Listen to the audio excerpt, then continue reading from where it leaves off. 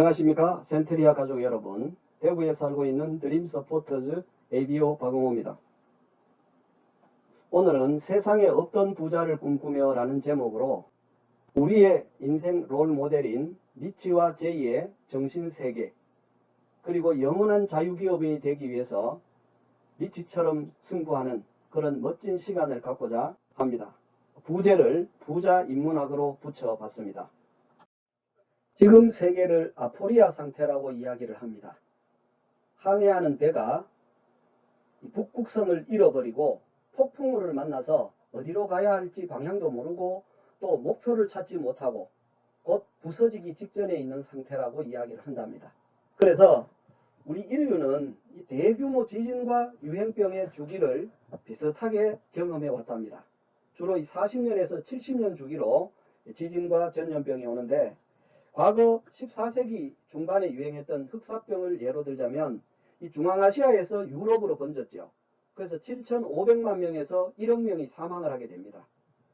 그러자 봉건 제도가 몰락을 하게 되고 사람이 없으니까 사회 구조가 무너지게 된 거죠.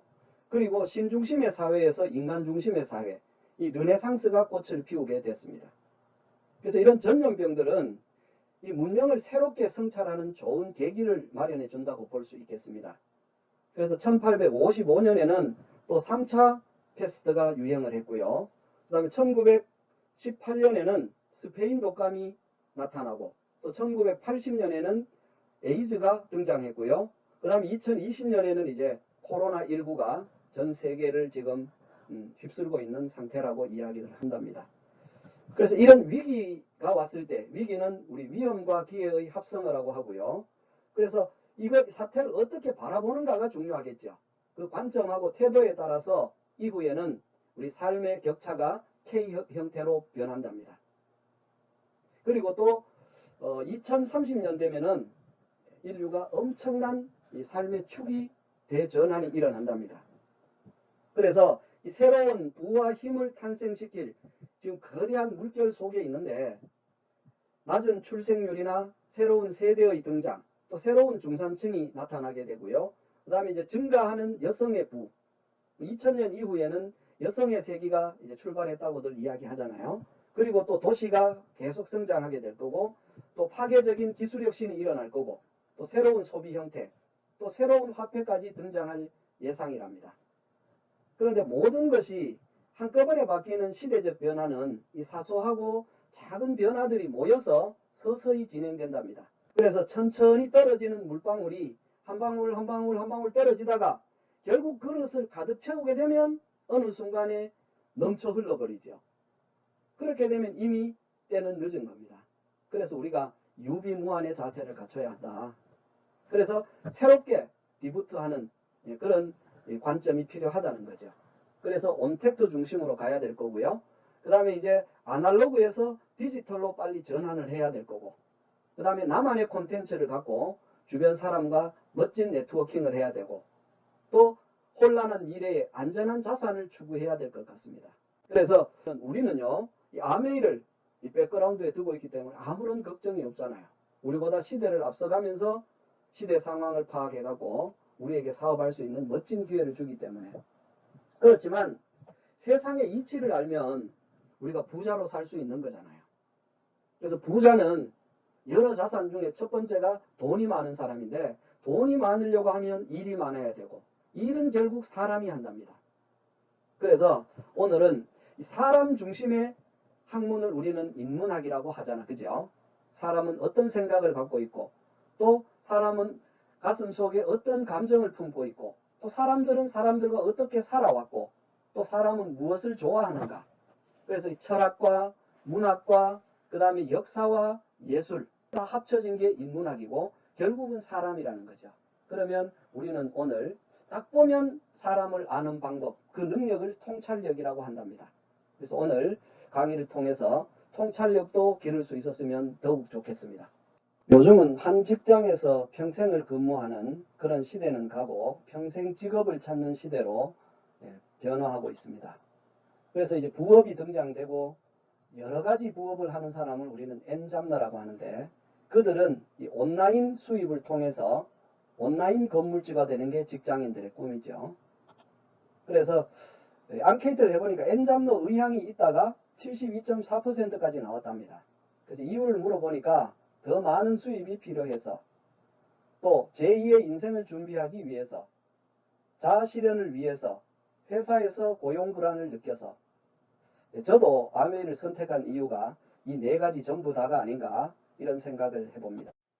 제 소개를 간단히 드리자면 저도 지금 N잡러 생활을 하고 있습니다.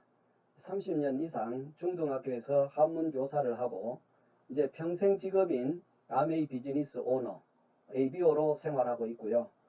제가 한문 교육을 전공을 해서 고전 문학을 번역한다든지, 또 요즘은 지역에 향교와 서원에 풍수 강의도 가끔씩 다니곤 한답니다. 그래서 저 같은 경우에는 이제 두 번째 30살을 살고 있는데요. 20살까지는 농업사회에서 살았고, 또 그 다음 20살까지는 산업사회에 살았고, 또 그 다음 20살은 정보화 사회에 살았고, 앞으로는 이 인공지능 사회를 살아갈 겁니다. 앞으로 미래가 엄청 기대되고 한답니다. 직장인들끼리 주고받는 말 중에 화백을 꿈꾸는 사람이 있었어요. 이 화백은 화려한 백수의 준말이었거든요. 근데 요즘은 이 화백을 파이어족이라고 한답니다. 이 경제적으로 자립하고 조기 은퇴한 사람들.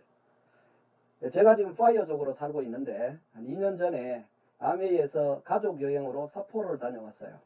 그래서 멋지게 스키를 타고 돌아오자 이제 명퇴를 해야 되겠다. 제 동기들은 이제 열심히 교감 교장을 지금 생활을 하고 있고요. 저는 한 5년 먼저 2년 전에 교감으로 명퇴를 했습니다. 30년 이상 근무를 하니까 나라에서 포장증도 주고요. 그래서 명퇴 이후에는 또 비즈니스 클래스를 타고 두바이 여행을 갔고, 그 두바이 여행의 그 사진 중에 중간 아랫부분에 우리 센트리아 리더분들이 구호를 외치면서 A7070에는 모든 파트너를 데리고 라스베이거스로 가자고 외쳤던 그 감동이 아직까지도 저에게 남아 있습니다. 그리고 코로나가 왔지요. 그렇지만 우리 또 그룹에서는 멋진 프로모션을 해서 이 파트너들하고 제주도에 또 이 자유여행을 다녀오고요.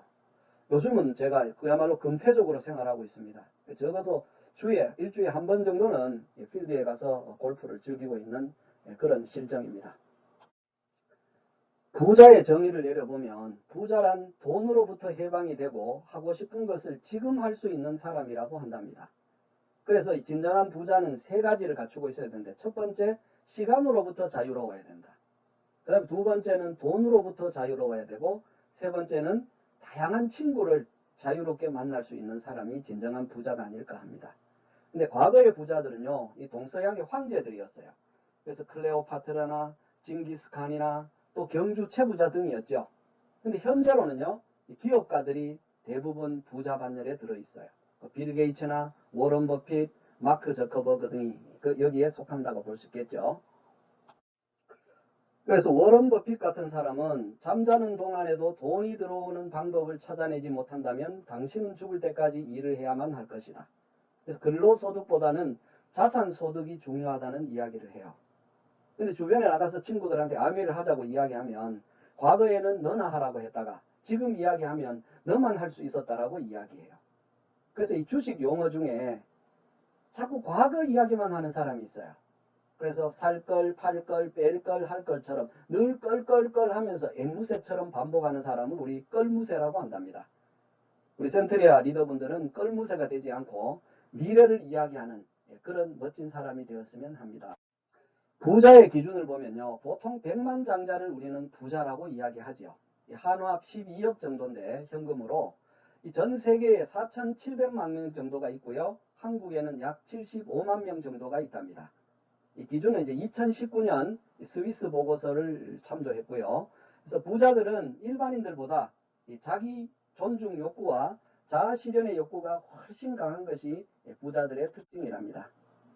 그래서 세계의 부자 가문을 살펴보면 이탈리아의 메디치 가문, 그리고 유대인의 로스차일드 가문, 독일의 머크 가문, 스웨덴의 발렌베리 가문, 미국의 록펠러 가문, 또 우리나라의 이 경주 채부자 가문, 400년이나 지속이 되었죠.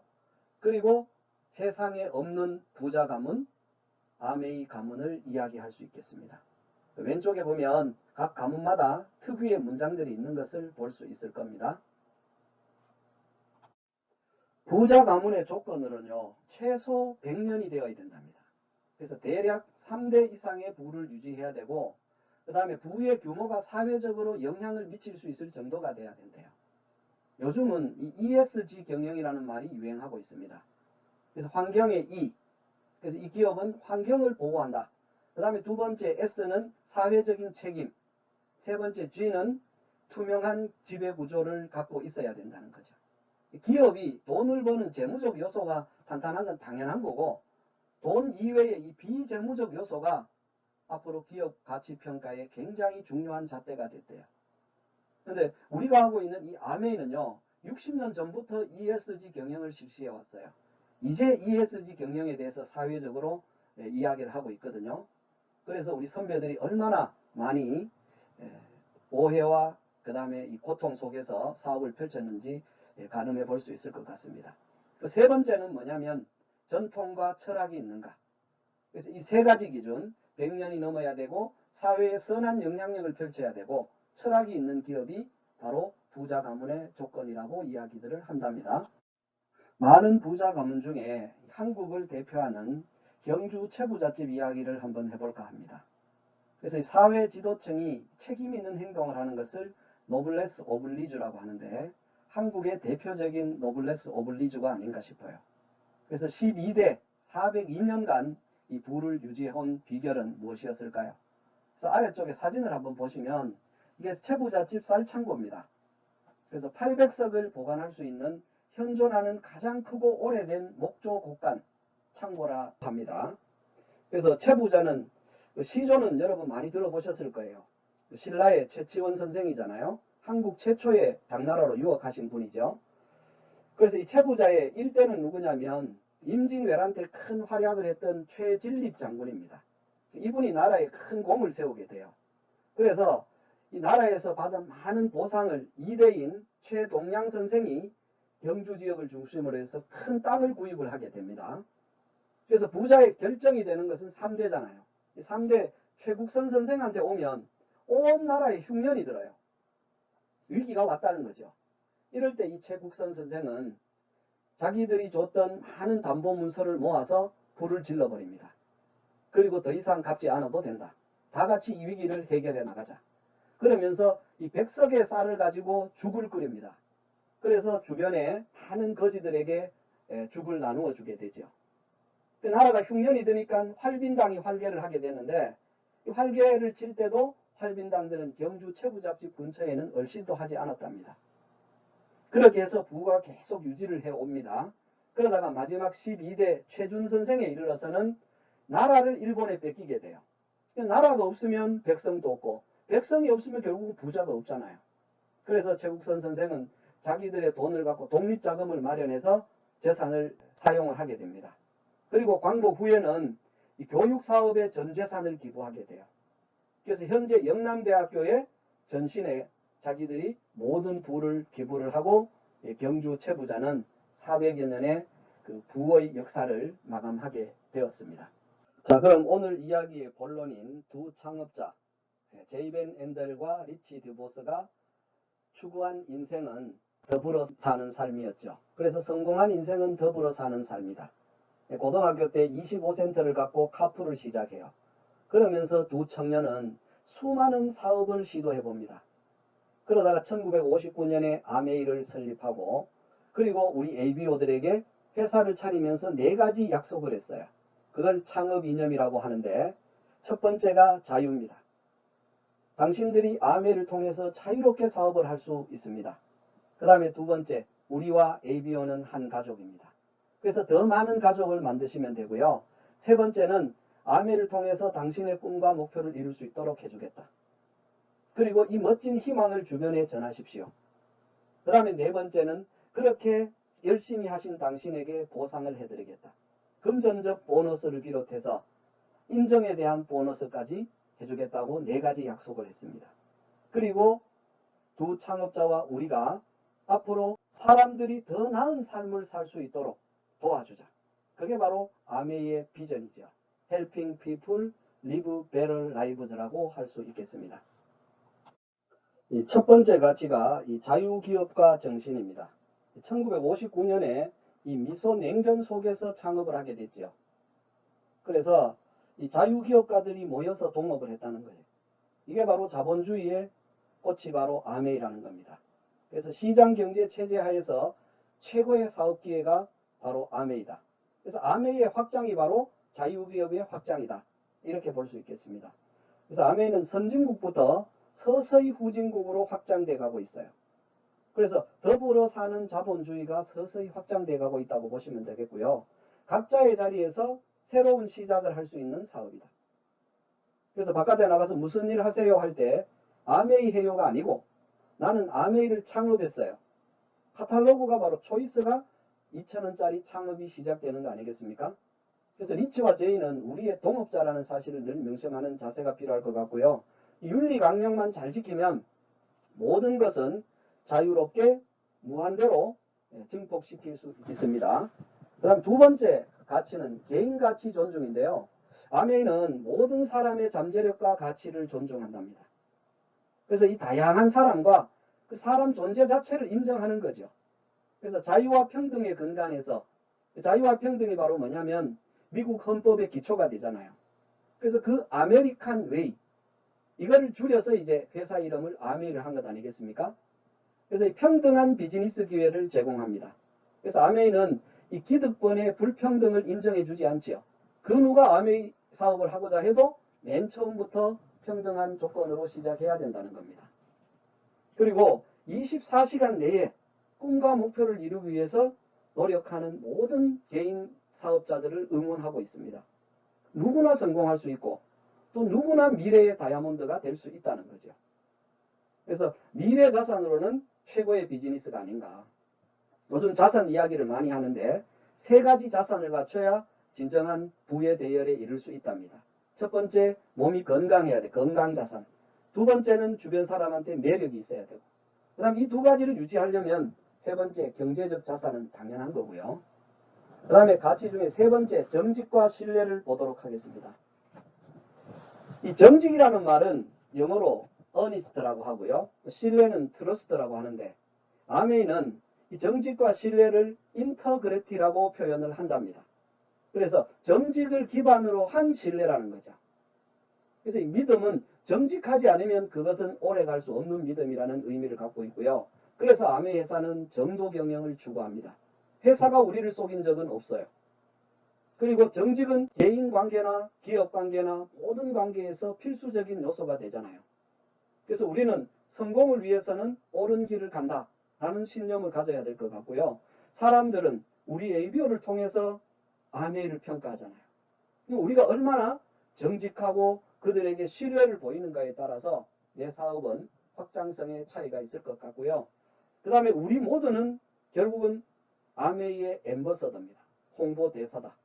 그런 마음과 자세를 가지면 사업이 더욱더 재밌지 않을까 싶고요. 그 다음 네 번째 가치는 파트너십입니다. 그래서 아메이 회사의 시작이 리치와 제이, 동업, 파트너로 출발했잖아요. 그래서 아메이 회사는 이 창업자 가족, 운영진과 그 다음에 임직원 있잖아요. 실질 업무를 보는 회사원들. 그 다음에 세 번째는 이 ABO, 우리 같은 사업자가 이 삼위일체 공동 운명체라고 볼 수 있겠죠. 그래서 이 스스로의 자신감과 상대방에 대한 신뢰가 바탕이 돼야 된다. 그리고 아메이는 사람과 사람이 서로 존중을 해야 되는 사업입니다. 그래서 늘 타인을 위해서 베풀어라. 비전에도 나와 있잖아. 그죠? 그리고 우리는 다 파트너이기 때문에 모두 함께 간다는 거죠. 이 치열한 자본주의 사회에서 이 무한 경쟁 사회에서 아메이는 최고의 백그라운드가 된다고 저는 자부합니다. 그리고 다섯 번째 가치로 넘어갈게요. 다섯 번째 가치는 책임감인데 이 각자의 노력으로 팀과 회사의 목표를 함께 이루어내는 사업입니다. 그래서 이 속해 있는 커뮤니티 안에서 책임감 있게 우리는 행동해야 합니다. 그리고 원칙과 목표를 세워놓고 역산 스케줄링을 해서 목표를 달성해야 된다는 거죠. 왜냐하면 이 개인의 행동이 전체에 영향을 미친다는 사실을 늘 염두에 둬야 된다. 그래서 목표를 성취를 해서 다른 분의 귀감이 되는 것이 아메이 사업의 진정한 책임감이라고 이야기를 합니다. 그래서 최고의 동기부여는 뭐냐? 스폰서가 성장하는 것이랍니다. 자, 그리고 마지막 가치인 성취에 대해서 말씀드리겠습니다. 성취는 이 아메이는 세상 변화를 예측하고 신속하게 대처해서 우리 ABO가 성취할 수 있도록 모든 걸 도와주겠다. 늘 그렇게 우리에게 약속하고 그렇게 지원하고 있습니다. 그래서 이 성공이라는 건 사실은 하나의 과정이잖아요. 성공 자체가 목표가 되어서는 안 되는데 이 가능한 한 목표를 세워서 점진적으로 성취해 가는 거죠. 이 성공의 계단이 계속 연결이 되는 게 성취가 아닌가 싶습니다. 그래서 빠른 성공 비법은 없고 바른 길을 가는 게 굉장히 중요하다는 이야기들을 합니다. 그래서 우리 내가 할 수 있는 일, 책 읽기나 오디오 듣기, 제품 애용 등 이런 것들을 습관화해서 그 다음에 우리가 자신감이 생기면 그러니까 결단을 하게 되면 그 다음에 이제 현장에 나가서 행동을 하는 거죠. 그 행동이 결국은 시간과 버무려져서 결과가 나오고 그렇게 성취를 했을 때 아메이는 당신에게 금전적인 보상, 핀을 통한 인정 혹은 여행을 통한 보상을 해주겠다고 우리에게 약속을 하는 거잖아요. 그래서 아메이 사업은 교육 사업이라고 이야기들을 해요. 근데 목적이 교육이 아니고 교육은 수단이고 결국은 뭐냐면 사업은 목적입니다. 초기 아메이의 철학이나 모든 것을 가르쳐주면 공부만 하다가 끝나는 케이스도 있더라고요. 근데 아메이는 내가 행동을 하기 위한 마음가짐, 준비 자세, 또 흔들리지 않는 마음을 유지하기 위한 그런 수단에 불과하다는 생각을 늘 가져야 될 것 같고요. 그래서 아메이 사업의 가장 기본기는 우리 지금처럼 하던 것처럼 이 시스템은 그룹이나 회사에서 다 만들어져요. 그런데 가장 중요한 이 현장에서의 필살기는 기본기는 스폰서 업라인들이 만들어주지만 결국은 필살기는 본인이 익혀야 된다. 그래서 본인만의 강점이 뭔가를 유심히 찾아보고 또 그걸 강화하는 게 굉장히 중요한 것이 아닌가 이런 생각을 해봅니다. 리치 회장님께서 월트 디즈니의 말씀을 자주 인용하곤 했습니다. 사람은 세 종류의 사람이 있는데 첫 번째 우물의 독을 타는 사람, 남을 비판하고 또 남이 안 되도록 부정적인 영향을 미치는 사람이 있는가 하면 두 번째는 잔디만 깎는 사람, 그러니까 자기가 남에게 피해도 주지 않지만 남의 도움도 받지 않는 그런 유형의 사람이 있는가 하면 세 번째 삶을 풍요롭게 하는 사람, 이런 사람이 진정한 성공자라고 이야기할 수 있겠죠. 늘 따뜻한 말과 친절한 행동으로 주변에 긍정적인 영향을 미치는 사람, 결국은 자기의 꿈이 공동체의 꿈과 일치되는 사람이 아닌가 싶어요. 그래서 리치와 제이가 바로 이런 분들이었다고 저는 자부합니다. 유일하게 인간만이 신에게 꿈꾸는 능력을 부여받았답니다. 그래서 이 메슬로 박사의 욕구 위계 이론을 보면 인간은 늘 결핍에 대한 욕구가 있고 가장 상위의 욕구는 성장의 욕구라고 이야기합니다. 그래서 하위 욕구가 하나씩 채워져서 위로 상승한다고 이야기를 하는데 먹고 사는 이 생리적 욕구가 해결이 되면 그 다음에 좀 더 편하게 먹고 편하게 자고 그 다음에 편하게 살 수 있는 안전에 대한 욕구가 생기고 이 욕구가 채워지면 그 다음엔 자기의 커뮤니티 소속이나 그 다음에 애정에 관한 욕구가 생기고 그 다음에는 이제 존중받고 싶은 명예나 인정, 그리고 이런 욕구들은 자기 결핍에 대한 욕구인데 더 나은 인간으로 성장하기 위한 욕구를 우리는 자아실현이라고 한답니다. 그래서 우리가 이 세상에 인간으로 왔을 때 자아실현을 할 수 있는 더 나은 인간이 되는 게 우리의 목표가 아닐까 싶습니다. 우리가 일생을 살아가면서 왜 사느냐고 물어보면 대부분의 사람들은 행복하기 위해서 산다고 이야기를 해요.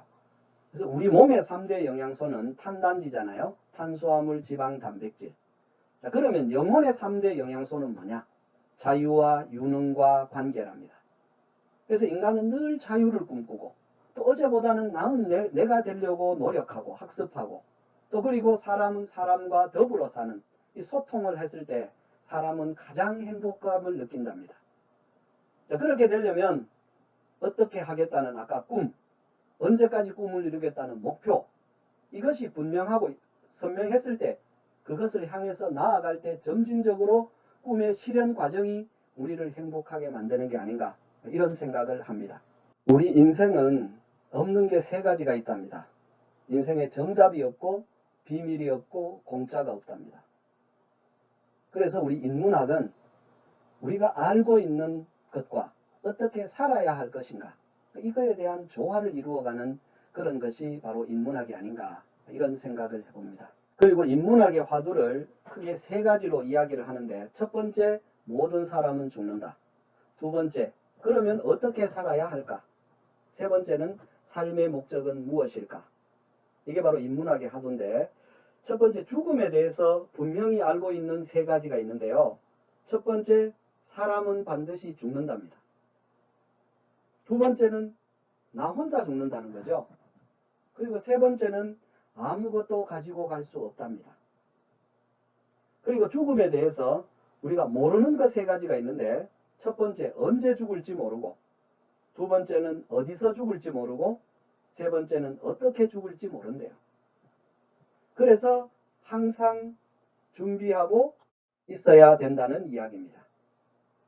그래서 우리의 일생은 B에서 D로 가는 여행이라고 이야기하잖아요. 해피 버스데이. 태어난 탄생 과정은 대부분 비슷하답니다. 그런데 이 데스, 죽는 방법은 다 다르대요. 천차만별이라고 이야기를 하는데, 그래서 인간의 평가는 뭐냐면 이 죽는 것으로 결정이 된답니다. 그래서 태어날 때 우리가 울었잖아요. 그럼 죽을 때는 웃으며 떠나가는 인생이 최고가 아닌가. 주변 사람은 아쉬워서 눈물 짓고 있을 때 나는 웃으면서 훌훌 털고 떠나갈 수 있다면 그 인생은 얼마나 행복한 인생일까요? 그렇게 되자면 가장 중요한 게 C의 초이스죠. 지금 우리가 어떤 선택을 하느냐. 내 남은 인생의 가장 젊은 날이 오늘이잖아. 그죠? 저는 두 번째 서른에 또다시 결심을 합니다. 남은 인생 더 행복하게 살기로요. 그래서 이 초이스 선택에 대해서 세상에 없던 부자 리치 디보스 사장님은 늘 이렇게 우리에게 물어보곤 합니다. Try or cry. 한번 해볼 것인가? 아니면 주저앉아 있을 것인가? 오늘 내린 당신의 작은 선택이 당신의 미래를 바꿀 수 있다고 이야기를 하십니다. 인생 성공의 3C, 세 가지 초이스가 있는데요. 그 중에 첫 번째가 찬스, 두 번째가 체인지, 세 번째가 챌린지라고 이야기를 한답니다. 첫 번째 찬스는 이 찬스 운보다는 기회가 더 중요하다. 그 다음에 체인지는 몸체자, 어질린자, 알지자죠. 몸소 사람을 만나서 사랑하고 끊임없이 지혜를 성장시켜야 되고, 마지막 가장 중요한 건 도전이 아닐까 싶습니다. 인생 선택 3C 중에 첫 번째 찬스보다는 opportunity, 기회가 낫다라는 말씀을 드리겠습니다. 이 찬스는 한자로 써보면 운입니다. 이 운이라는 건 군사 옆에 천천히 갈 착자예요. 근데 군사가 이동하는데 사람들을 모르게 가야 되지, 알게 가면은 그거는 군대가 아니잖아요. 전쟁에서 정보가 다 새나가기 때문에. 그래서 이 운이라는 글자를 자세히 보면 누구에게나 공통적으로 적용되는 시간 개념이랍니다. 그래서 이 명리학에서는 10년마다 대운이 들어오고, 그 다음에 풍수학에서는 20년 만에 들어오고, 점성학에서는 30년 만에 운이 변한답니다.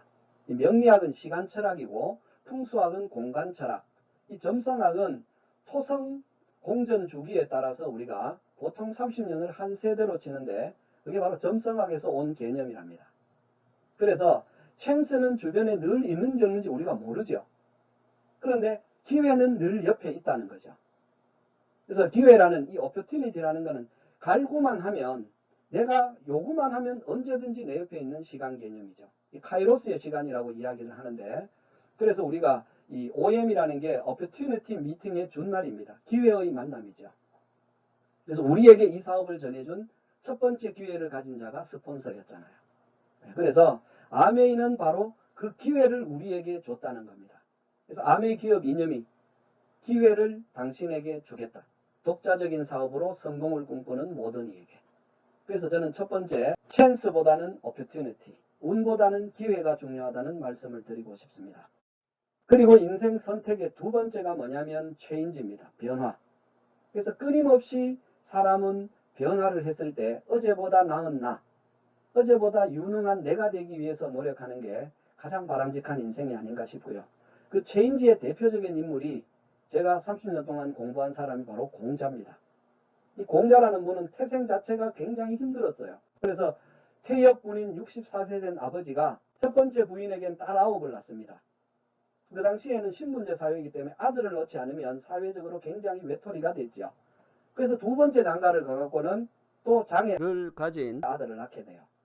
그래서 자기 친구를 찾아가서 자기 신세 한탄을 하게 됩니다. 그럴 때 그 친구의 막내딸, 세 번째 딸 안징제가 공자 아버지를 보고 한눈에 반하게 돼요. 그래서 태어난 사람이 공자였습니다. 그래서 이 공자는 3살 때 아버지가 돌아가셔요. 그리고 어머니의 직업은 무속인이었어요. 종합예술가였죠.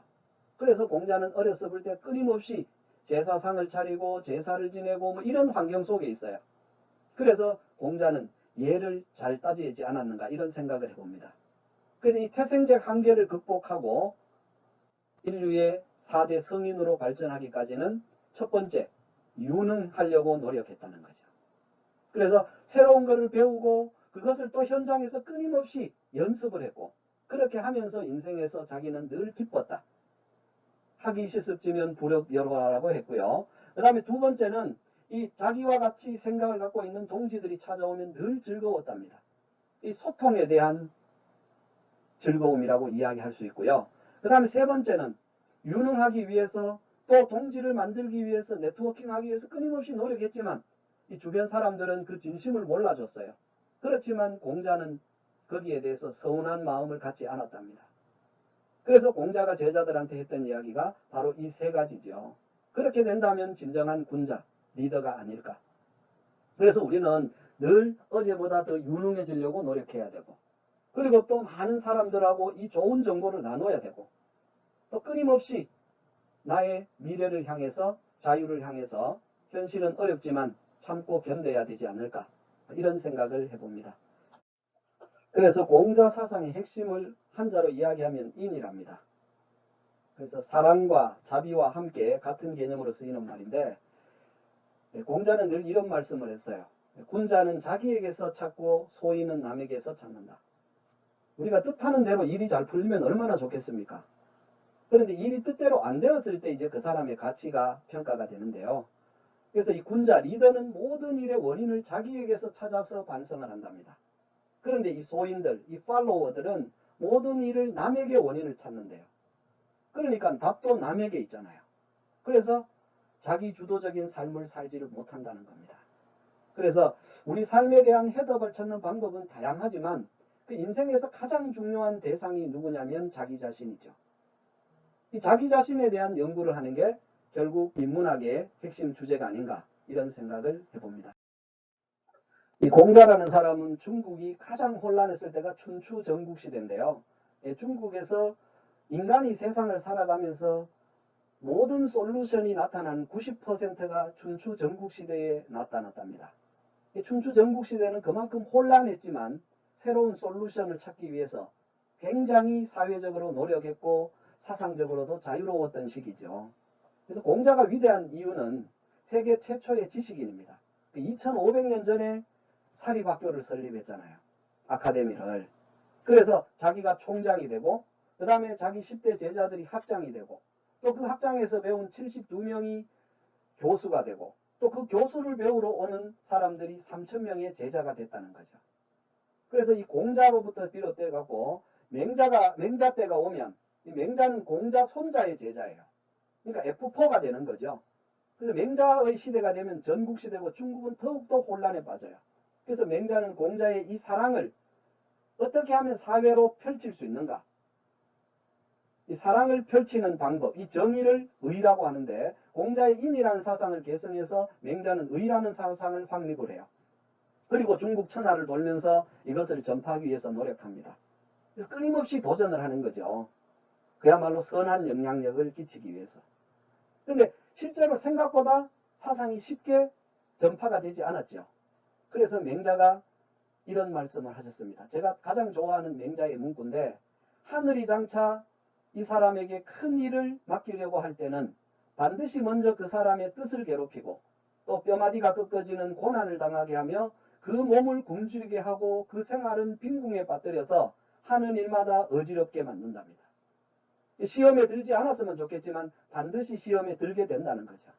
그래서 그 사람을 단련시켜서 지금까지도 할 수 없었던 일을 할 수 있게 만드는, 큰 리더가 되려면 큰 아픔을 이겨내야 된다는 거죠. 성장에는 반드시 우리 성장통이 따른다고 이야기하잖아요. 그래서 아까 말씀드린 인생의 초이스, 세 가지 선택 중에 첫 번째, 운보다는 기회를 잡아야 되고, 두 번째는 끊임없이 체인지해야 돼요. 몸으로 현장에 나가서 사람을 만나서 사랑하고, 그 다음에 끊임없이 지혜로운 리더가 되려고 노력하고, 또 그것을 계속 반복해가는 챌린지, 도전이 결국은 인문학의 핵심이 아닌가 싶습니다. 그래서 인문이라는 말은 사람 인자하고 문이 문자예요. 그래서 사람이 그리는 무늬를 인문이라고 한답니다. 그래서 보통 자기 주도적인 삶을 사는 사람들은 대답하는 인재가 아니고 질문하는 인재예요. 그리고 집단의 틀 속에 가만히 있지 않고, 우리 속에 있지 않고 나로 다시 돌아 나와야 된답니다. 그래서 자기 주체성을 표현하는 사람이 리더가 될 거고요. 그래서 이 리더는 항상 경계에 있어요. 그래서 늘 경계에 있을 때는 불안하고 모호하지만 이 상황을 잘 견디고 받아들여야 되죠. 그리고는 창의력이라는 것은 방향을 앞서서 생각하는 일이죠. 그리고 상상력은 어디로 갈 것인가를 꿈꿔보는 거고. 그래서 끊임없이 리더는 창의력과 상상력을 바탕으로 해서 사람을 딱 보면 아는 능력, 통찰력을 키워야 한답니다. 리더의 덕목을 오상이라고 합니다. 5가지 떳떳한 마음가짐과 행동인데요. 그걸 우리 인의 예지 신이라고 이야기하잖아요. 내 자신에 대한 성공의 믿음, 이거를 갖고 바깥에 나가서는 봄날의 따뜻한 마음, 그 사랑을 전하는 인과, 또 여름날은 이 혼란할 때는 또 거기에서는 예절이 있어야 되잖아요. 그래서 남에게 예를 잘 베푸는 것, 그리고 가을처럼 늘 주변에 풍성함을 나누어주고, 또 겨울같이 일이 잘 풀리지 않을 때는 끊임없이 지혜를 갈고 닦는 그런 리더의 덕목이 오상이라고 생각이 됩니다. 보통 우리 철부지라는 말을 많이 쓰잖아요. 이 철부지는 철없는 사람을 철부지라고 이야기하는데, 이 철에 맞게, 그러면 누구나 인생에도 사계가 있어요. 인이 예지가 있고, 그 다음에 지금 현재 본인 사업 상황도 인이 예지가 있죠. 그럼 나의 계절은 지금쯤은 어디에 속하는가? 그럼 거기에 맞는 가장 필요한 덕목은 뭘까? 내가 사업을 처음에 시작하는 봄과 같으면 늘 주변을 사랑한다는 생각을 가져야 되고, 또 사업이 풍성하게 잘 되고 할 때는 뭐냐면 본인이 더욱더 예절을 갖춰야 되고, 그 다음에 남보다는 큰 성장을 했다면 그 성장한 걸 주변에 나누는 의로운 사람이 되어야 되고, 또 잠시 슬럼프에 빠져 있다는 것, 이 겨울철이 됐다면 끊임없이 지혜를 갈고 닦아야 되지 않을까. 그래서 그 중심에는 결국은 뭐냐면 이 아메 회사에 대한 믿음, 내 성공에 대한 믿음이 바탕이 됐을 때 진정한 리더가 아닌가 생각을 하고요. 지금 세상이 엄청나게 변하고 있습니다. 그래서 우리는 이제 미래를 위한 공부를 해야 됩니다. 그래서 인문학이 뭐냐면 잠깐 멈춰서서 과거를 돌아보는 학문이죠. 사람의 생각, 그걸 철학이라고 하고, 사람들의 감정을 문학이라고 하고, 감정을 글로 쓴 게 문학이죠. 그 다음에 사람들이 늘 좋아하고 즐기는 걸 예술이라고 해요. 그러니까 문학, 철학, 예술이 옛날부터 지금까지 쭉 이어오는 걸 우리는 역사라고 합니다. 그래서 인문학에서는 문사철 예를 4가지 학문으로 가를 수 있는데, 이 공통의 핵심은 바로 뭐냐면 사람이라는 거죠. 그래서 사람에 대한 연구가 결국은 이 기본 바탕으로 이루어졌을 때 사람들이 하는 일이 늘어날 거고, 또 일이 늘어나면 자연스럽게 우리는 부자가 되지 않을까 싶고요. 그래서 과거에는 이 책을 통해서 공부를 했습니다. 왜냐하면 어떤 사건이 하나 발생하면 그 사건이 발생하고 난 뒤에는 그 다음에 이론이 나오죠. 해결책. 그 사건 2가 나오면 또 이론 2가 나오고, 이런 이론들을 모아서 변함없이 적용할 수 있는 방법을 우리는 고전이라고 하거든요. 그래서 인문학은 달리 말하면 서양이나 동양이나 고전을 배워야 된다는 거죠. 과거에는 책을 통해서 배웠는데 지금은 우리가 영상이나 이미지를 통해서 공부하고 있어요. 지금 우리가 이 커뮤니케이션도 이 온라인을 통해서 지금 하고 있잖아요. 영상으로. 그죠? 그런데 미래 세대에는 무엇을 갖고 하느냐면 게임을 갖고 한답니다. 아주 즐겁게. 그래서 지금은 우리가 뭔가를 계산하지 말고 무조건 많은 도전을 해야 될 시기가 아닌가. 그래서 리더는 시대를 앞질러 가서 기다리고 있어야 된다고 생각합니다. 사람들은 이 주변인들에게 많은 영향을 받는다고 합니다. 그래서 큰 사람이 있으면 자기가 커지고 싶고, 그다음 운동선수를 만나면 같이 운동하고 싶고, 술 좋아하는 사람 만나면 술 친구 되는 거고요. 또 늘 걱정 근심 있는 사람 옆에 가면 자기도 우울해져요. 그래서 리더는 꿈과 목표를 설정해 놓고 늘 도전한다면 우리 주변에는 도전하는 사람들이 모이게 되겠죠. 그리고 그들을 위해서 우리는 기다리 아저씨가 돼갖고 그들을 서포터하고 응원할 수 있다면 얼마나 좋겠습니까? 수양을 하게 되고 우주의 중심은 나고 가장 중요한 건 나기 때문에, 그래서 나를 수양하면 그 다음에 나를 포함한 이 가정이 행복해지는 제가가 될 거고, 또 그리고 이 가정이 사회 구성의 최초 단위가 바로 가정이니까 이 가정이 모이면 나라가 되잖아요. 지금 한국 같으면 세계에서 12부자 나라가 됐다고 일전에 이제 홍보가 됐죠. 그러면 우리가 아메를 통해서 사실은 유교가 2500년 전에 공자로 시작했지만 한국에 거의 500년 이상 영향을 미친 건 중국이 아니고 한국이었어요. 아메이도 미국에서 시작했지만 지금 가장 잘 되고 있는 나라가 한국입니다.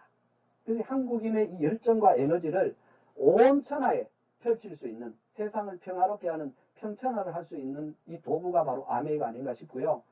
그래서 우리는 이 주변에 선한 영향력을 미쳐야 된다.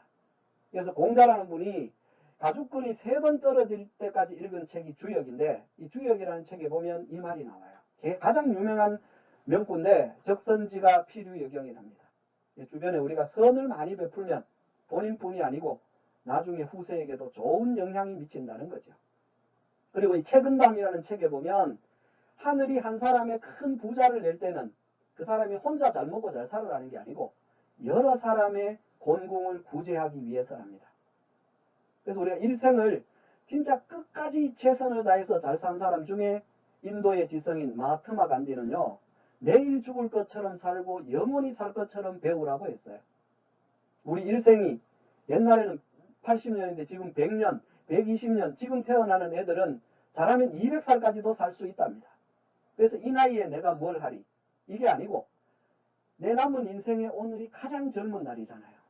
그래서 최선을 다해서 꿈과 목표에 도전한다면 인문학에서 최종 과정, 웃으면서 떠나지 않을까, 이런 생각을 해봅니다.